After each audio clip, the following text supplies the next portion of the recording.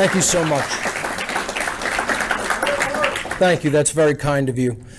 Jeff, thank you so much for that wonderful introduction. I want to thank everybody on the production team for this great event. All the volunteers, couldn't have done it without you guys. Made it go so smooth this morning with setup. And I want to thank everyone for coming out. It's great to see you all. So thank you for being here. And as Jeff said, this one has been in the making for many years. I've been talking about and planning this presentation to try to expose the origins of these very twisted religious cults. And that's really what they are. And I'm going to finally, once and for all, expose them as being masks on the same face of dark occultism and Satanism here today. And I think that you'll come away with a very profound understanding of that by the end of the day today. So let's jump in. My presentation, of course, is entitled Two Masks, Same Face, the Dark Occult Origins of Nazism and Communism. Before we begin, I always have some caveats and warnings to just go over. That's probably not really necessary for the live audience, but for people that are going to watch this later on the internet, I always like to do this. There is nothing new that is really going to be presented here. This information is already with us. It is just not widely recognized. So a lot of people will complain and say, "Oh, he's not talking about anything brand new here today," and I fully admit that. You're not really going to be seeing or hearing anything new here today. As the old saying, that ancient saying goes, there is nothing new under the sun. And that means that the truth is objective and eternal. It has always been with us. It has always been here. It always will be. All I can do is present my findings in a personalized framework with my own style and my own aesthetics applied to the presentation. This presentation is not a political presentation. It is apolitical. I am not a member of the Republican Party, the Democrat Party, the Libertarian Party, or any other political party. I do not ideologically align with any political party. I don't ideologically align with politics, period. I'm not an advocate of left-wing or right-wing politics. I am an advocate of moral spirituality. I completely and totally reject the belief in the idea of human authority, period, and all forms of government, because such ideologies are based entirely in coercion and violence. I advocate for the abolition of these forms of human slavery. They are covert forms of human slavery, but rapidly moving to overt forms of slavery. I embrace and teach the principles of objective morality and natural law, which is the moral laws of the universe. The problem of our world, the problems of our world are not a matter of left versus right. They are a matter of right versus wrong. And that's what I have been trying to expose for many, many years.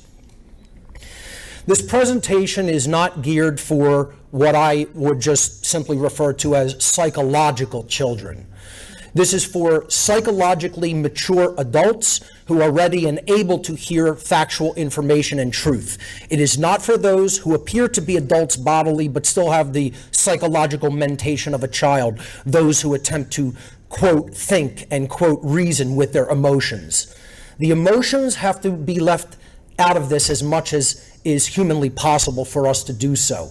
We have to try to judge the veracity of the information, not how it makes us feel. Because quite frankly today, a lot of this information is not going to make you feel good. Okay? So we have to try to leave our emotions aside and look at the truth of the information being presented. If you are not willing to learn, no one can help you.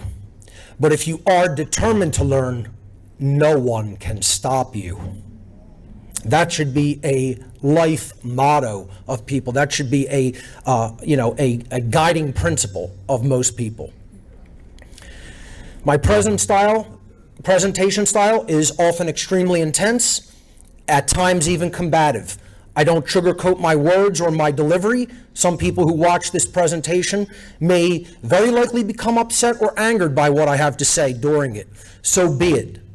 Feel those emotions, go through them, and that's fine. That will never make what I'm about to say here today untrue. Truth, by its very nature, is belligerent because it wages war against all forms of deception and mind control. Telling the truth and making someone cry is better than telling a lie and making someone smile. Why do I do this type of work? Why do I do this public speaking? Well, I don't present this information to be liked because, quite frankly, it's not going to get you a lot of popularity. To be popular, to make money, or to make friends. Those are not the reasons I do this. I speak publicly because I recognize that in the crisis of overwhelming ignorance and deception in which we currently live, I have a moral obligation to communicate what I know to be taking place in our world in order to help others to understand it so they can then take action and do something about it. We have to strive to do the right thing simply because it is the right thing to do and for no other ulterior motives. What is right stays that which is right, even if everyone is against it. And what is wrong remains wrong, even if everyone is for it. You know, as happened in these totalitarian regimes of the past and the present. This presentation is a tapestry of information, and it's informationally dense. So be prepared for that and just put yourself in a receptive mind state because it's a lot to take in. And it's a tapestry. It is meant to be taken in as a whole in its entirety. So I highly recommend you stay and watch the entire presentation in all of its 3 parts that I'm going to deliver here today. If you don't do that, you're most likely not going to recognize the patterns that are inherent to the tapestry. And more likely than not, you will not come away with an accurate understanding of the topics I'm going to present today.